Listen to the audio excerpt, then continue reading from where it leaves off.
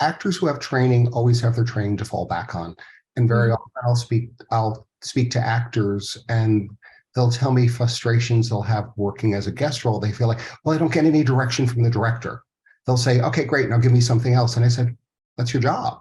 Like, you have to prepare and have lots of different ways to do it. My former business partner and dear friend, Carol Goasser, had said, we were teaching a class, and she had said the actors who know how to self-direct are the ones who work nonstop.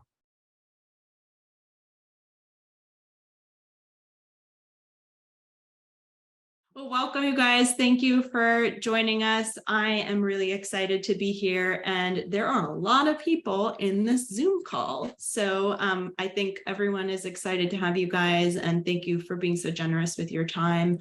I want to just kind of kick off the call so that everybody watching has an idea of where you're coming from and the answers to your questions. They have your bio. Some of them have met you before potentially, but I'd love to get a sense of what got you into casting, what drew you to casting, why casting specifically, out of all the things you could do in film and television, kind of how you got your start, what your inspiration was for that. I'll go ahead and start with Anya. Yay. Hi, everyone. I actually grew up in Los Angeles, so I was sort of around this business my entire life. My parents were both in the arts. My dad was a writer director, and my mom was an actress. They were also teachers. So I really grew up in the theater and just always loved it. It was my home away from home. And I went to UCLA to study theater, and I quickly realized I didn't want to be an actor, even though I thought that going in. And I ended up just exploring other aspects of theater, film, and television while I was there. And I ended up getting an internship while I think I was in my senior year of school. And it was in casting. And it was just that thing where you're like, I found it. I found the thing that I want to do in this business. So I ended up doing a few internships, and then, it just all took off from there. So I've really been doing it, now for 25, almost 30 years. So yeah, an internship was what got me into casting also. Yeah. And I believe people got paid to do that. Yeah, it was a different time. I got school credit. It was just a different time. And I remember about 15 years later, people asking if they could come intern, and there were all these laws about paid internship versus school internships and all the different legalities involved, and it's just a harder thing. Before, you could just be like, I want to come in, I want to learn, and you can't do that anymore. So yeah, because casting, I feel like, is really an apprenticeship process. You don't study it in school. It's not a real linear thing. You have to have a mentor, somebody to you do what you're doing. What about you, Howard? How did you get into casting? I didn't know. I was a theater major in college. I was a theater major and a television minor. Never wanted to be an actor. And I thought I wanted to work in theater production, and I thought I wanted to work in television production. Had a couple of internships in college. One was for a production company and one was for a talent agency. And I was literally just looking for a job, sent my resume everywhere. I'm from New York originally. That's where I grew up. That's where I went to school. And I had mailed, this was a long time ago, I literally snail mailed a resume with a cover note to every casting office I could find. And Stuart Howard Associates, Stuart called me in. I got the job, and I started as a receptionist assistant, assisting 3 casting directors, and I started in the commercial department. Stuart did a ton of theater, and I transitioned into casting theater, which I just loved. And I worked on probably 25 or 30 Broadway shows and national tours, tons of regional theater, tons of off-Broadway. And I did everything I ever wanted to do in theater. And just to backtrack the story, why casting? I started as an assistant, and Stuart was really good about asking me questions about who I liked. And he was very incredibly inclusive in the process. So he'd ask me who I liked, and I would tell him. And he goes, oh, you have really good taste. And I said, thanks. He goes, no, not thanks. He goes, you can cultivate that. So Stuart was the one who guided me in always going with my gut and who I responded to, and then also being very thoughtful about what the director and producers might respond to. So I've been doing that my whole career. I started doing New York casting for LA-based projects, so putting people on tape in New York for things that we're shooting out here. And I loved it. And I love the challenge. So I moved out to LA. I've been here for 20 years and been extremely fortunate to work in television, which is my love. That's so interesting what you're saying about starting to trust your gut and your taste and being able to make those calls, because there's nobody telling you you're right or wrong. There's no right or wrong answer. There's always people telling us we're wrong. That's true. What about you, Leslie? Well, I called my dad sophomore year of college and I told him I wanted to major in film and French. And then he hung up on me. So I ended up studying marketing in school. And then after a few years, I had always actually wanted to be a music supervisor. So I came out here and started interning for a music supervisor. And at the same time, one of my friends was working at Osbrink and she said, my friends need an intern in casting. And I'm like, what do you mean? What's casting? And then once I started, it was just piles and piles of headshots. They were doing 2 pilots at the same time, paper cuts everywhere. And I thought it was the most incredible job in the world. Because as a child, I used to try and name all the title cards before they came on screen. And I had always connected at actors and my love for TV and film. It just kind of all made sense. So pretty immediately I abandoned music supervision and then just started working in casting. I got paid in sandwiches that I snuck out of their production office. And then, yeah, that was like 17 years ago. What a cool kid you must have been, and a fun game you played, naming all the title cards before they appeared. I was pretty much by myself doing that. So I don't know. It was fun for me. Okay, all right, so let's get into it.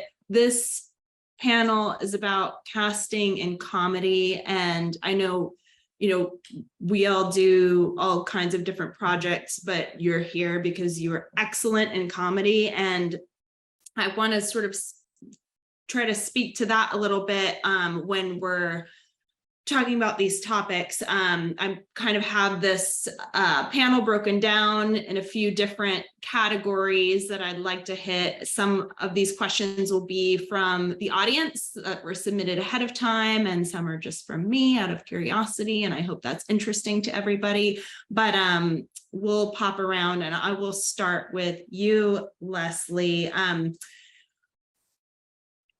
Is there something specific about comedy that uniquely excites you in terms of casting when you get a comedy to start working on? Is there anything different about your approach in terms of casting that you see when you get, for example, a really dramatic piece or a comedy, or do you approach projects like that the same way? There's usually a different mentality going in, but it does make, when you're in the day when we would read people in the room and you would be reading anywhere from 30 to like 50 people a day, it's very different when it's dialogue of comedy versus like really dramatic dark material. So it definitely, just in terms of a day-to-day basis, it ups the spirits, but I don't necessarily have a different approach. I feel like my tastes kind of are, stem from all like very dramatic to the broadest comedies. So it's usually just kind of whatever resonates with me, going back to what Howard was saying in terms of like trusting your gut. So if you, Anya, are calling in a group of people for a comedic role, something that is meant to be funny, not the straight man in a scene, and you are taking submissions, you're looking at resumes, and how likely are you to consider somebody who doesn't have a strong comedic resume, but has a strong dramatic resume when you're approaching, who to call in for a role or who even to put on a list for an offer? Yeah, I mean, it is tricky because I think everyone has a different idea of like who can do comedy. And at the end of the day, there are a lot of dramatic actors that are really funny that aren't necessarily known for comedy. So I think for me, you kind of have to look at everybody and then like hone in on who the character actually is. And like, is that person right for the role? And do I know that they have a comedic bone in their body? Like there's some people that we've seen enough that we know they're probably not right for this part because their dramatic skills are very like specifically dramatic. But I don't know. I always like to look wide and then hone in during the process as opposed to just going in, with a very narrow mind.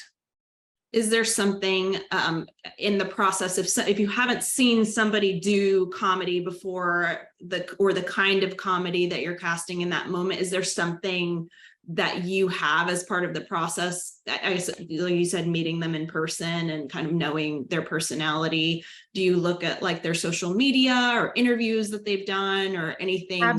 Absolutely. Like beyond the reel, I think interviews are actually a great sign of someone's personality, and also in terms of just reading the material, like what they do with the material. People surprise us all the time, and that's the fun part of the job. Right.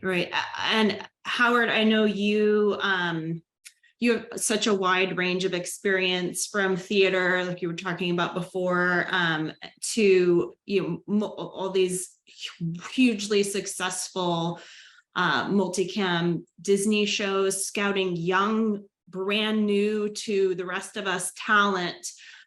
Is there a place you go to find these actors that you're essentially discovering so many people with all of these shows? Is there some kind of process you have outside of the traditional audition process in terms of finding these people? I don't know if it's outside the process, outside how anyone else would be doing it. I just read a lot of people. And the thing that I'm always looking for is it coming from an honest, grounded place, as opposed to just trying to hit a joke really hard, and just finding out a grounded place of comedy.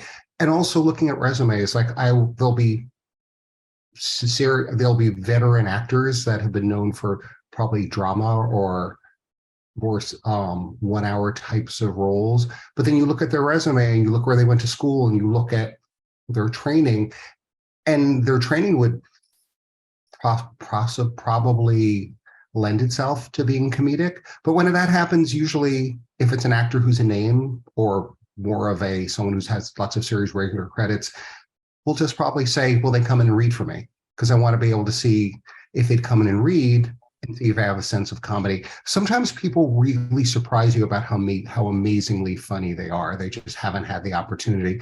There's an actor who recurred for the past 2 seasons on Bunked, and his resume is with lots of things of like Narcos, which is hysterical.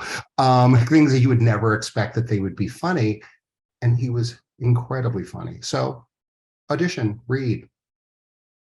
What about you, Anya and Leslie? Do you have any sort of like go-to places on the internet or in person that you have and trust to find people outside of the traditional audition process? Obviously, the audition process is huge in comedy, especially when you're discovering talent or presenting new talent to your team. But in terms of getting those people in the room, do you have any favorite places you go to seek out talent? I'll jump in. I tend to try to go to other cities, not necessarily physically, but because, in LA, even the comedy clubs that, we go to all the time, like there are a lot of the same people because they all sort of belong to UCB and Groundlings. So you do end up seeing a lot of the same people. So I try to tap into, Chicago and New York, and I don't know, I've had fun going through other cities recently. So that's why I'm bringing that one up. That's great. I mean, that's I think should be encouraging to actors who are trying to sort of like make a way for themselves, that they, just have to keep at it where they're at. They don't have to, we'll meet them where they're at because the world is Yeah, open. I mean, like, and this matter where comedian they are. that just got a series regular role on this series that we're doing now, and I mean, he has barely any credits, and he's a stand-up in New York, and it was like doing the digs, and here he is now, like on a huge show. So Okay, I want to come back to the stand-up point, but Leslie, do you have any favorite places you go, either online or in person, to scout new talent? I mean, obviously there's, a whole new stock of comedians that come from the social media world now. I think for a lot of the comedies that I do, it'll still always come down to the read, especially with, I think a lot of creators like to hear how the exact lines are going to be dropped and the timing and of everything. So it's great in terms of what Anya said, like the world has totally opened up. And I think what we would all do if the budget allows, if timing allows, is to open that search super wide. I know the projects that I've been able to do that, there's a lot of great comedic talent from overseas that obviously would have been a lot more difficult to, meet beforehand, before the internet. But no, I think it's, I think there's always the places that the standard places of like UCB and Groundlings. And I think, there's not really one place, because I feel like a lot of the roles, it'll just come down to who feels right and then who can really nail those lines. Yeah, I mean, I definitely agree with you with, social media comedians and like social media, even just like bringing like comedy clips and like short little bits to the surface. So it just populates your news feed, helps in terms of finding new talent to bring in for the audition. But the success of an actor is going to still lie in the audition and the read and how they connect with the character. But in terms of getting that opportunity in the first place for somebody who's never had it before, I find that to be encouraging. Do you feel that obviously the process has changed since COVID a lot, and do you feel that you are having an easier time finding new talent, a harder time finding new talent? Is it just different? Do you feel like there's more options available, or too many people to go through that you don't even, what are you feeling in terms of the change that has happened with COVID and going through self-tapes? Do you see more people? Do you see the same amount of people? I know that's a lot of questions. Feel free to speak to any of it. Can I jump in? Yes. So, just what you were mentioning about social, and I was thinking, do I ever cast people or find people? And so, but I do, because I'll be watching things and things will pop in like in your Instagram feed. And there was this one teen actor who his stuff was really funny and I kept liking it. And then he reached out to me directly and said, hey, I see that you like a lot of my stuff. This is deep in the pandemic. He said, would you be open to doing a Zoom general? So I did. And he was really funny and he has representation now. So there are different ways of how people break through. But when it comes to like, I will say things in a 2019 world, and then I will say how things are done today, and then things could be different by the end of the year. But in a 2019 world, pretty much everything was done. I had always had lots of people self-tape, and I would look at the self-tapes. It was more of a challenge to get producers and network people to look at tapes that I was cheerleading, but because the nature of casting changed, and since I went back to work in 2020, at the end of 2020, everything's been on Zoom. So when actors who go on tape around the country and will have live Zoom producer sessions, it pretty much leveled the playing field because I would set up a session and actors could be in Burbank or actors could be in New York or Miami or wherever they are, but they were on my session sheet typed up the exact same way, and they would come in and out of the virtual waiting room, and no one really, not that they didn't know where they weren't really thinking about it. And then when it came down to doing tests, which costs money, so a network and studio has to want to spend the money to fly someone out, put them up, but on a Zoom, it doesn't cost more money. So I really think that networks were more open to considering people from out of town. And there was always a budget for relocating some of the actors. I find that I'm able to do a deeper search, and you don't have to live locally to be on a TV show.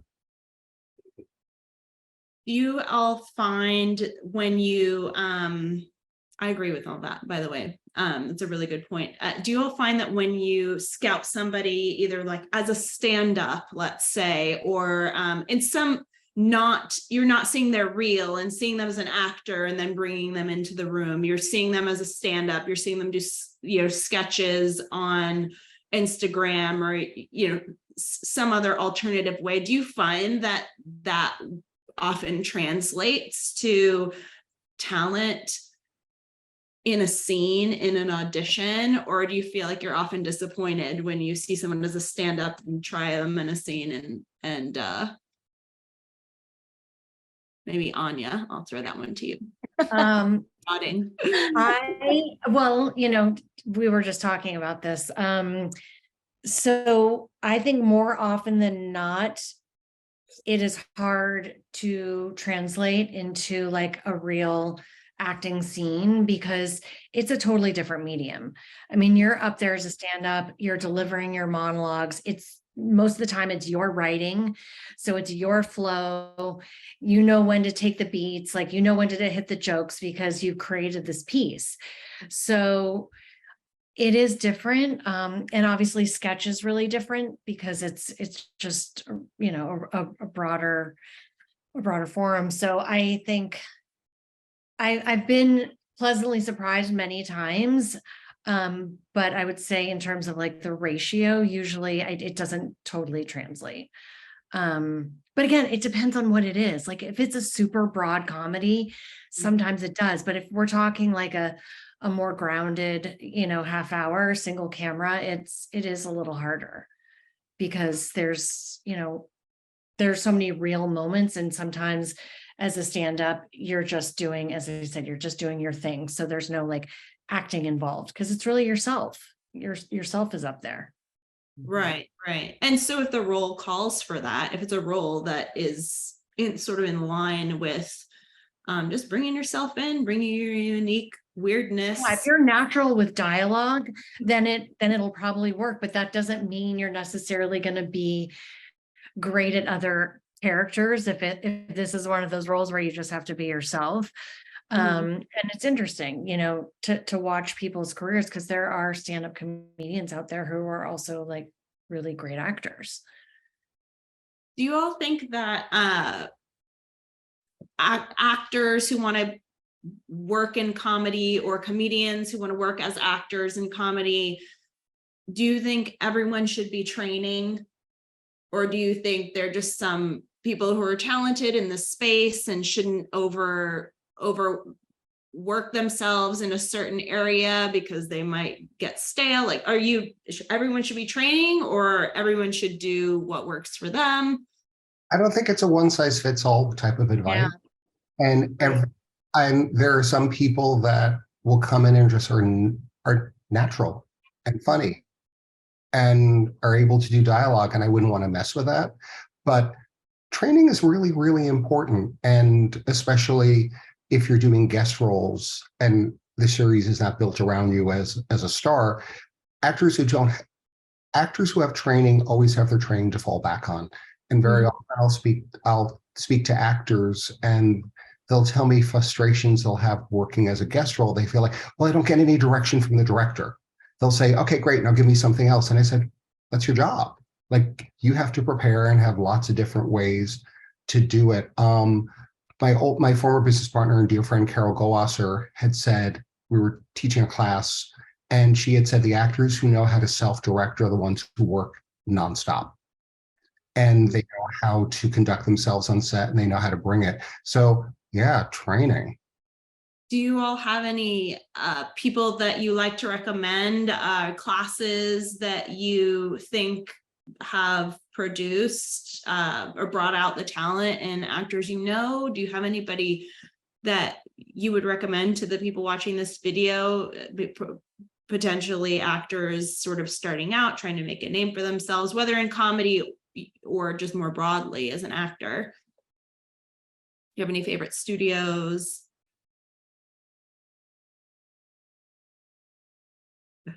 We're all so quiet now. I feel like finding a good acting teacher is finding like a good therapist. It's You know, like you have to find someone that's going to connect with how, you know, each actor is going to process and, you know, respond to. But Yeah, it is really a personal thing. Like there are obviously a lot of really great teachers and coaches in classes that I think everyone on here already knows about. So I don't know, I feel weird about like highlighting someone because it's like such a personal thing. Like what might work for one person isn't going to work for somebody else necessarily. Yeah. That makes sense. Depends on what you're going to respond to and what kind of environment you're going to feel the most open and comfortable in. Okay, so moving into sort of the audition experience for your experiences with actors and auditions. I want to kind of start from the beginning. Could each of you describe what you would see as the perfect headshot? I know there are variations, but if you look at a headshot, what are some qualities you like to see? I know it could be different that each of you could say something different, but I think that's helpful for people to hear. I don't know if there is a perfect anything, but the advice which I used to, when I would teach and be in the room, is the headshot should look like you today at 4:30 in the afternoon without a team. Like sometimes there's like this kind of like performers will come in and they look nothing like their headshots because their headshots look very glam, and that's not what they look like when they have to like wake up to go to a 10 a.m. audition. It just should look like you on a good day. Or as I used to joke, it shouldn't look like your wedding picture. Like your wedding picture, you're wearing the most expensive dress you've ever owned. You've been dieting for 7 months. And you've got hair and makeup, and there's no way you could pull that together in 15 minutes. Just like you, a regular day. Yeah, a connection, I think, like in the eyes, it's so different now because we don't look at the 8x10s. It just doesn't exist. But like, No. remember back in the day, sorry, nostalgic. But like, I remember, when I'd look at a headshot 8x10 and like, just like connecting with someone's eyes, like something in the eyes, like just to make sure that there's like life there. And I know that sounds really weird, but you'd be surprised sometimes you look at pictures and it just, there's sort of a almost like a glazed over look. Unless you're auditioning to be a handmaid. Yes, And there you go. This is exactly what they're going for that day. Yeah. But anyway, I'm joking, but I'm not joking. It all depends on what you bring to the role and how that elevates or the material. So yeah, eyes are always very important. It's so much harder looking at thumbnails and try to figure out what someone looks like. What about you, Leslie? No, I was just going to say the same as Howard, is just make sure your headshot looks like you, because I think that's the only time. I totally get what Anya's saying about that, especially with comedy too, and the eyes and wanting that. But also it's like, usually if you're trying to cast a very specific type aesthetically and you go for that, and then you get the tape in and the person looks completely different, it's more than like, I don't know. It's not like I would remember who that was, but it doesn't do anybody, it does a disservice, I would say. I agree with Leslie totally. Yeah, and also, I mean, a lot of, the sites, especially like with breakdown services, there's an option to put multiple pictures. And I'm always looking at that. Like, does the Me person too. have multiple pictures? And it's super helpful if they do, just in case, like you see something in that one shot, but you're like, oh, it's not quite right, but let me see what else they got. Yeah. So if that's an option for people, I would say do that as well. I would say that, but the opposite, like I like someone's picture, but then I click on the other ones to see if there's one I don't like. Like, just make sure all the pictures you're really happy with. I would say that on breakdown services. Don't have 100 pictures on there and only be, happy with the first one or two. I argue with you on that one. Represent you. Just to argue with what you're saying, I'm not disagreeing. I'm just giving on the other hand. It also depends on your representation and what they respond to. And I know a lot of actors will be like, oh my gosh, I hate that picture, but my agent loves it. I'm like, you are what they are selling. So if your agent loves that picture and they feel that's going to work for you, it's a partnership. So you have to listen to your team. Just adding to like multiple headshots. Sometimes I'll look at someone's head, go and look at, and it feels like it's their entire lifetime of every headshot they've ever had. And I'm like, oh my gosh, they don't look like that anymore. Like, That's extreme. Yeah. Okay. I feel like I want to do something practical for the people on this call.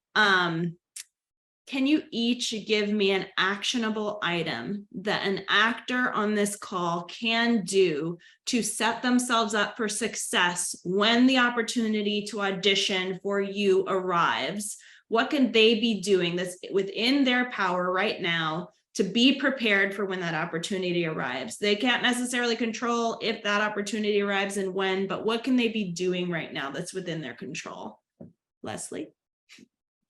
I think find any, spots where they feel like they could improve. If that's being comfortable in an on-camera situation, try to find more situations where you do feel more comfortable. If it's learning about,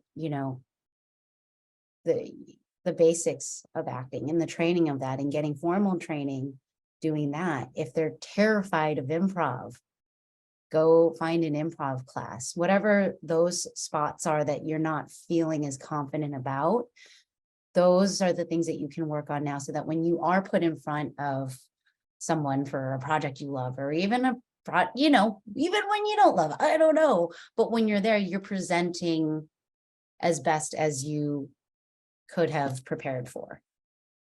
You're prepared for the moment. So that you're ready to go. What about you, Anya? Sorry, maybe I mistook the question. Is it they already have the audition? Like, what can they do? What can they do right now without the opportunity in front of them? What can they be doing to prepare for when an opportunity arrives to showcase what they've got? Well, I would agree with Leslie on a lot of what she said. And I still find that a lot of actors are having trouble with like some of the technical stuff. Like if we do like a Zoom audition, just to really make sure that it doesn't have to be perfect, as we all know from all of these discussions. Like, we're not looking for production value, but just to make sure that the sound is on, or that the internet is working, just like the very basics of what that is. Because I think that that's just really helpful, because a lot of times people get on and then all of a sudden they're like, oh no, my internet's not working, just to run a little test. But I think also, when you're hoping that you're getting auditions, let's say in a certain genre, like with comedy casting directors or comedy shows, like I always suggest to actors that they really focus on shows that they really want to be on, and try to communicate with those casting directors or associates, and really like watch those shows and hone in on the tone of those shows, because especially now in comedy, the tones are so different, between a multicam and a single cam. And then you have something like The Bear, which is a half hour, but like there's a lot of drama in that show. So just to be really familiar with like the tones of different comedies, and just as I said, like focus on the shows that you really want to be on, and try to like reach out to those people in terms of getting auditions, and just be as knowledgeable as possible. That's all really good advice. I do have a specific question for you, Howard, about tone. Do you have something pressing in terms of actionable items, or can I ask you my question? I agree with everything Anya and Leslie have said. Nothing to add there. Tone. Let's talk about that for a second. And obviously the others can feel free to weigh in, but because you have so successfully cast these multicam shows, starring younger, newer actors, and also, veteran adult actors. When people read for a multicam, let's say specifically something on the Disney Channel, how would you recommend to an actor to approach something in tone for that might be different than, a half-hour drama or even a single cam comedy? I think what people need to do when they're preparing is just research the writers of the show, if it's something that it's like a pilot or something like that, and just know that it's not a one-size-fits-all type of direction. So I work on a lot of shows that are multicams on Disney Channel, but they're not all the same in the type of how the writers write them.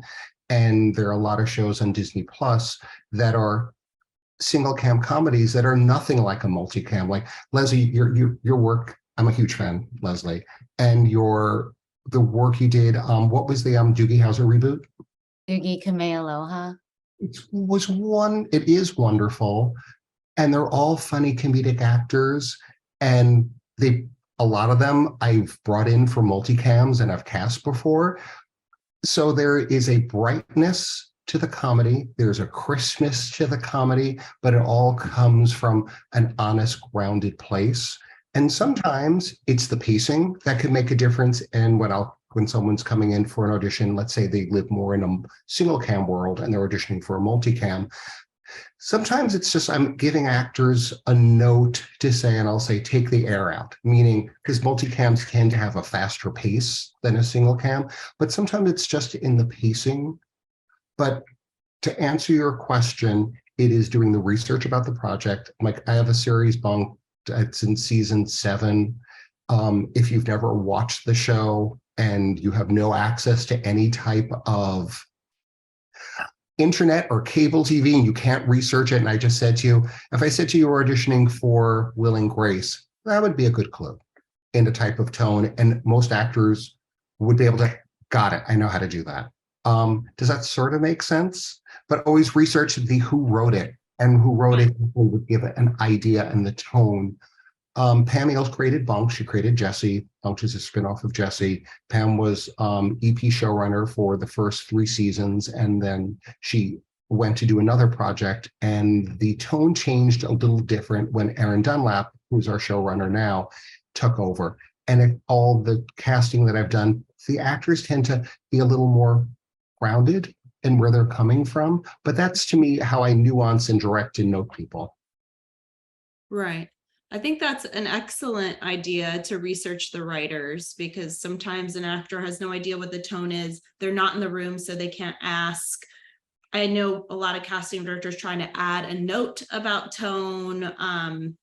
I know I try to do that when I'm requesting auditions, and I think most people do at this point because we understand that. But I think that's an excellent idea to check out the writers and what they've done in the past. Do either of you have any advice for actors preparing for a scene and there's no context? It might be a pilot or a feature. Are there any clues in the scene people can look for in terms of tone? When you have takes come in, do you tend to say, I wish these were smaller or paced up or paced down? Is there something that happens over and over again that you would like to communicate to actors in terms of tone in comedy? I mean, I think if possible, you know, it's always good to find out ahead of the audition, and usually the representative should be able to get that information. So, you know, I think that that's a big piece of it, is just making sure they get it before they go into the reading, as opposed to just like winging it and, you know, hoping it works. And I What think, about, oh, go ahead. no, I was just gonna say, I think what Howard said, like your biggest clue is gonna be the group of people behind the project. In Right. terms of the types of projects they've made and the tones of those projects. It should give you a really healthy sense of what kind of comedy they're looking for.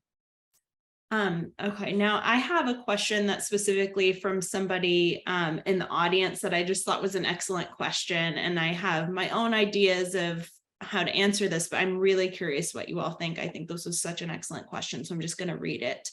I am a SAG-AFTRA member actor that came from Argentina with a strong Argentinian accent. Can you give me a recommendation of how to approach castings when having a strong accent? I think your answer can help many of us, the immigrants that are working actors trying to grow in the profession here in the US.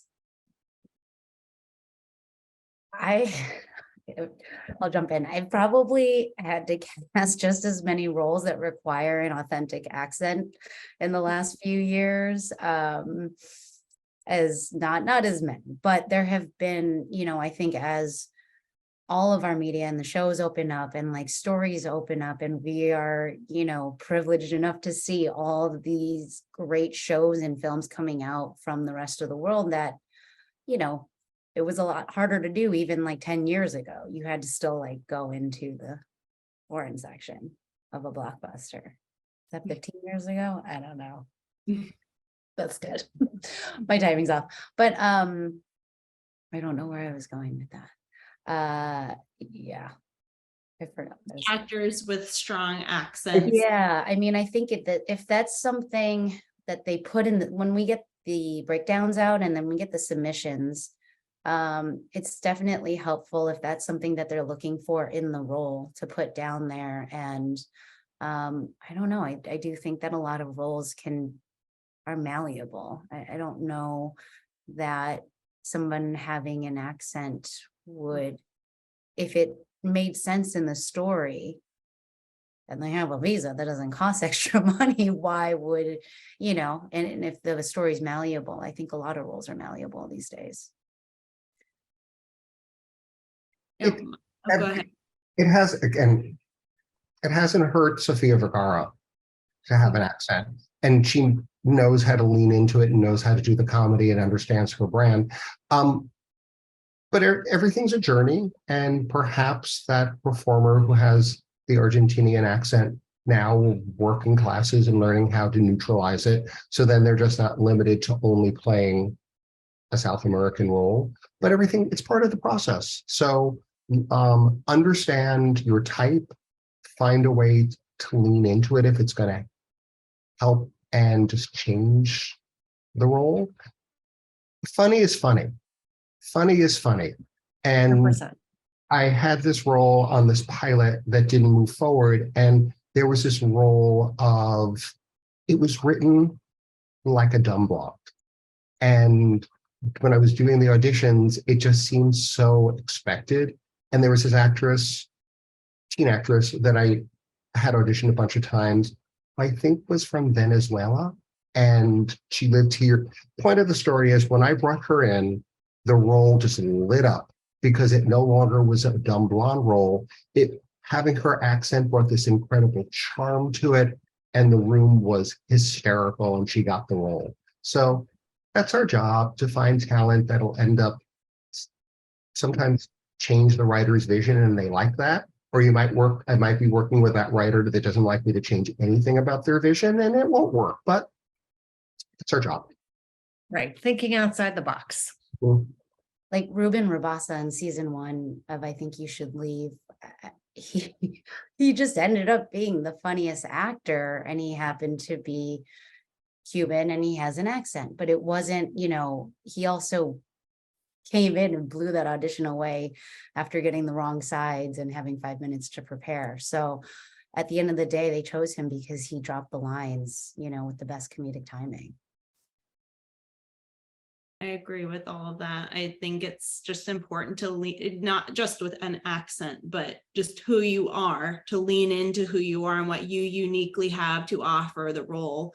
And funny is funny. I love that quote, because if you look for the comedy in the scene, whatever way your path leads. And I think that's what makes an audition special, is when it's just yours and only you can deliver it. So I would own whatever you got and use it to your advantage as much as possible, if it makes sense in the story. Okay. In the self-tape purgatory that these actors are finding themselves in for the foreseeable future, how do you all feel about things like multiple takes, being off book? How can actors set themselves up for success in self-tape auditioning? Do you have any, just maybe like a couple things each that you have noticed seeing so many auditions that actors should know about self-taping? I mean, this is it's such a touchy subject right now, I think. You know, I know it's really hard for these actors. I'm just going to say, you know, with all the auditions and all the pages and getting readers and, you know, thinking that there's certain expectations. And I think we're all trying to work together on finding a common ground on like what is appropriate for self-taping, because, you know, we really just, we want the best for you. We want the easiest process for you. And I know we're like trying to figure out what that is. We do not expect actors to be off book for self-tapes. We are really, you know, considering less is more right now, and just finding the pages in the scenes that will get the most, that we can see the most of you. So not laying on 3 different scenes that show 3 different sides of the character. You know, a lot of times I think now there's more steps in the process, because, you know, it starts with a self-tape, there's a callback, and then there might be another callback with the director and producer. So we're just trying to simplify everything as much as possible. You know, so I would just say, let's get down to basics and just, you know, have whatever works for you. We just want to see your face. We want to be able to hear you. We don't care about having the perfect reader or paying someone. Yeah, I think that time will tell like what that is, but I don't know if that was helpful at all. I'm going all over the place just because I know there's so many issues on the table with this exact thing. But you know, we are on the side of the actor, and for me, like, I definitely can tell a lot by one scene, you know, if that person is right for something. And multiple takes, if someone wants to do multiple takes, that is their prerogative, and I'm happy to look at a couple of takes, because I know that sometimes it's not always completely obvious. Like, we definitely, our office tries to give as much context as possible. So, but if it's not clear enough, we're definitely open to seeing multiple takes. I've seen people submit multiple takes and kind of label the takes like, this is this version, this is this version, because maybe they didn't know which one, and that's a question they would have asked in the room. I would say multiple takes if you have different versions you want to present. You don't have to do it for the sake of doing it. Do it if you think these are 2 really good ones. May I jump in? I'm agreeing with what you both had said, and I'm going back to how it was when we were in the room. Very often actors would come in, they would read, and very often I'd be like, that was fantastic. I would want to give a note if it's an actor that I've never read before. I want to be able to see how they take direction, and if I give them something, and I always would try to qualify it. I would say, that was fantastic, probably exactly what my producers want. Let's just try it a different way, so too. give them the accolades of what they prepared and let's see how they can do something different. I tried to spell that out. We're not in the room anymore, so that's harder, but back to the room. Sometimes actors would say, I have another way, I prepared it, can I try it? And I'm like, sure, go ahead. And very often it was something incredibly funny and different, and I loved it. But very often it felt exactly like the last take I just saw. So, but that's just part of the process. And if it makes you sleep better at night, putting a second take in there, and I like what Lindsey had said, they'll qualify what it is. If we have the time, we'll watch it. If we don't have the time, we might be watching the next tape or the many self-tapes that we had, but go for it, try it. I agree. Just don't overcomplicate the process. Do what feels good for you and what's going to give you peace about turning in your audition. And what, like Anya said, back to the basics, like focus on the scene, focus on the work. People ask questions about, what should I say in my slate and what should I do here and what should I do there? Focus on the scene, focus on the work. And we can always find those things out later. We can always, if you didn't say something in your slate, we can call your agent, focus on doing a good job in the scene and connecting to the character. And that will. I will just add about the slate, because I know that that's another thing that has come up for actors, like an issue of like, can there just be like a standard one size fits all for everything? And it really is our job as the casting director to, again, express what we need for that particular job. In terms of the slate, like most of the time it is pretty standard. We try to remember to put that in with the audition, like what we need, whether, if it's just name or name, height, and a full body, etc. Location can be Ability, Yeah, language abilities, all of that. Yeah, I have passport information. Exactly. And sometimes the agents don't like this, they won't update the self-tape instructions. So like 3 projects later, I'll have people slating that they don't speak Mandarin. We're like, but this is for Tim Robinson's show. What's going on? No, but I think you should just prepare as though you would for an in-person audition. These tapes get watched, I think I watched 6,000 tapes in 6 weeks, in 6 months. Between like September and March. And so they do get seen, and it's just, putting in the efforts and the work that you would if you were going in person. I agree with Leslie. And the business is going to keep evolving and changing. And for some people, self-tapes have been magic for them because then they don't have to live in Burbank to audition for us. And for other people, it's creates more frustration. It's just not up to us. It's the studios and networks will decide if they're going to be auditions in person. I don't know one casting director who has that power to say, I'm only going to do things in person, or I'm only going to do self-tapes. It's the studios and networks that decide if we're going to have an office or not. But if actors, what I want to say is that we have deadlines, and we'll add a deadline. It depends on the show that I'm working on. I've worked back into 2019 world. I've worked on shows that I would get scripts weeks ahead of time for guest roles. And I just had lots of time to do a deeper dive. And then I also worked on shows where they're constantly rewriting it all week, and they might add a new role, and I would have same day auditions with actors coming in. So if ever you get an audition for me and it feels very last minute, I apologize. It's not because I don't want to set you up for success. It's because that's when we got the script and there could be a quick turnaround. But being thoughtful of deadlines, if I send you a self-tape request and you got it in before the deadline or on the deadline, we're watching, myself or my associate are watching every single tape. No tape is going to go unwatched if you make it by the deadline. So I know there's just a lot of frustration with people saying, are you really watching it? Are you watching it all the way through? Our jobs, and the reason why we just keep getting hired, hopefully, is because we're going to bring in lots of different actresses, ideas and choices, and doing a deeper dive I enjoy as part of the process. So if it seems like you're sending a tape and you're not going to get feedback, I apologize. I don't know how to fix that. But you can, I think I've had a lot of requests of like different actors wanting to jump on the phone before they self-tape. And,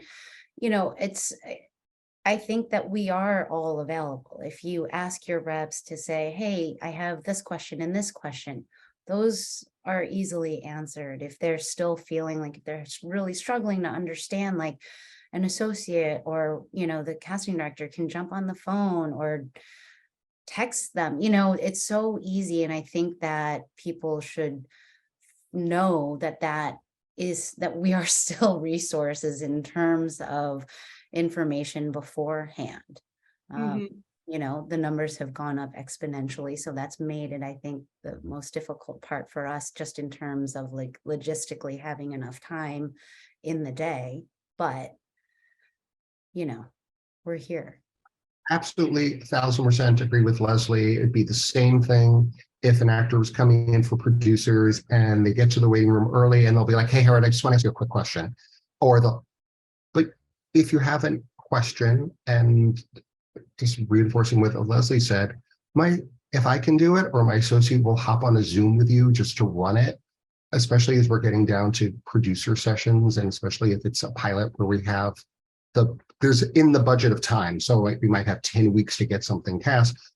We're available. If just ask. The worst thing that'll happen, someone will say, oh, we're slammed, we can't do it. But I'm betting most casting offices would jump on the phone, because we want you to do great, because we want the producers and the network to say, great job, everyone was wonderful, and then we can go on to the next role. I think it's just All to succeed. okay. In sort of starting to wrap this up, I have a little lightning round of questions that I want you each to answer. They can be 1-word answers, 3-word answers, something like that, but just some fun little questions. You don't have to explain yourselves. And let's go in the order of Anya, Howard, Leslie for each of these. All right. When in doubt, this is regarding comedy. When in doubt, pace it up or let it breathe. Pace it up. Funny faster. Oh no. Sometimes it depends. I don't know. It just depends. When in doubt, bring it down or bring it up. Wait, this is a new question. Question. What, are we talking about like bigger or smaller? It's bigger or smaller. What's Bring the it note down. often? Bring it down. Howard. I don't know, because I can't give a one-size-fits-all for that. That's okay. Pass. Pass to Leslie. I think it depends. It always depends, but over the history of notes, I've probably said bring it down more than I've said. I'm going to answer that one as well, and I'm going to say bring it down. Pace it up, bring it down. Okay. Do you read unsolicited material that actors send you personally? Postcards, emails, unsolicited? Yes. Yes. Yes, but not when it's addressed to my parents' house that isn't listed anywhere. It's kind of creepy. Okay. Okay. Do you watch unsolicited self-tapes from actors that are sent to your email address or the emails of your staff? Sometimes. Not often. Watch all of them because I don't usually, it's like afterwards, you might want to, you never know. You never know. So I do watch them. I'm not encouraging that because they're, again, the numbers and it's immense, but I do watch them. Have you ever been wrong about an actor? Yes. Love being wrong when they are right. I'm sure. Yes. Like I'm sure I have. I don't know for sure. Yeah. Comedy That's club- part of being surprised, of like you love, that's the thing when you're like, oh my God, that was amazing. And I didn't know you had that in you, and I think that's why a lot of times we do cast outside the box and we'll bring people in. Right. This is a lightning round. Working on it. We're working on it. The audition buttons at the end of an audition. Do you like them? Do you not like them? Yes or no? I do. Producers sometimes do, sometimes don't. Depends. There's not a one size fits all answer. It really depends on the producer. I will tell, if I know this is a producer that likes a button and likes to see an actor be creative, I will let them know in the waiting room. But I also have worked with producers that will say to me, that was funny. I'd like them to see it exactly the way I wrote it. So be prepared for any answer. That's a good point. I find usually not the producers that I work with. It gives me an extra sense of, comedy. But I think a lot of times if the writers and the producers are also maybe the director are the same people, it's not necessarily a thing you need to do. I say yes if it's good. That too. If it's funny, it's funny. Okay, what percentage of actors, when you're seeing like an under 5 for TV or day player for a movie, what percentage of actors that you request auditions from, do you have no idea who they are? Like you've never seen them before. They're totally new to you. 80%. Sure. 80. I work on it's a lot of very often it's the first time they're ever auditioning. So maybe 85. Yeah, I'd say about the same.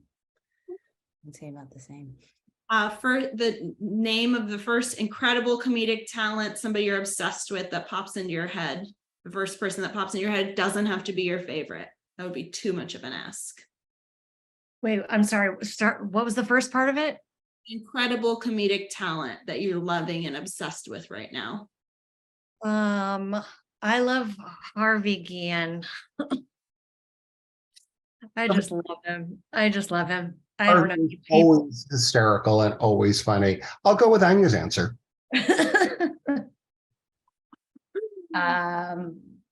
Sherry Cola. Mm. You should go see Joyride. I don't think it opens this weekend. They are all hysterical, but Sherry's someone that I'm sure we've all been reading for years. And she just, every time she came in for an audition, she was just killing it. And she's hysterical. And can you all recommend a show that you're loving right now? Something that's current, new, on right now, a comedy in the spirit of this comedy panel? I'm watching The Bear right now, but I honestly it's kind of dramatic too, but it's a comedy. Very funny people on it. And I'm also watching Peaky Blinders for the first time, which is amazing. Not a comedy at all, but such a good show. But they do have comedic quips. They're so good at it. They do. I am laughing out loud to Glamorous right now. It's just catching me at the perfect time. So that's making me giggle. Jury Duty is pretty amazing. Edie Modica is someone that was introduced to us through Kristen Milioti during season 2 of Made for Love. And I think she came in and I think she did a table read and everyone loved her so much they ended up offering her a role in the season. But she's just, everyone. And, Susan, who's always turns in such incredible tapes. And I know, it's just everyone on there is just doing such a great job. And I will say Fleischman is in Trouble. I'm loving that show right now, even though it's not totally a comedy. It's so funny. Okay, last question. one sentence, something you'd like to share with the people on this call, either a word of encouragement, wisdom, anything that you want to say, one sentence. I have to go first, don't I? I'll go first. So I'll give you a little bit of time. I will just reiterate what I said before. Bring what only you uniquely can bring to a character. Lean into your own qualities. Bring yourself into the character. That was a lot more than one sentence, but I really want to drive that point home, to lean into what your unique qualities are that you can bring to the character, because no one else can do that. And that's what's going to make your audition pop. Agree. That was great. That was great. I'm going to go back to, we are rooting for you. We are on your side. And I know the last 3 years have been so crazy for everyone, but yeah, the processes have changed. They've gotten better in some ways, worse in others, but I just want you guys to know that we are rooting for you. We're on your side, and looking forward to meeting you all in person at some point. Yes, and yes to what you both said. And Anya said pretty much what I was going to say. We want you to get the job. We really, really do. The favorite part of casting when this does happen is when you're with producers and a director and they're like, this is so hard to make a decision. All these actors are wonderful. That's a great day. It's a great day. So yeah, and then we're all always going to be working on something else. And only one person is probably going to get that role. Well, that one person is only going to get that role. But sometimes they add another character. And very often I'm working with writer producers and they'll be like, they absolutely remember people who came in. They're like, we have a role that'd be perfect for her. And that's great. Let's work for me later. My turn. Your Let's turn, Leslie. Close us out. Have fun. Just have fun. If you're not having fun while you're doing this, then find a way to make it fun, but have fun with it, because, you know, isn't that why we're all here? And there you have it. It's comedy panel. Brilliant casting directors here. We're so lucky to have your insights, and thank you for being here. It was really nice chatting with you all this hour, and thank you everybody who's on the call. This was fun. Thank you.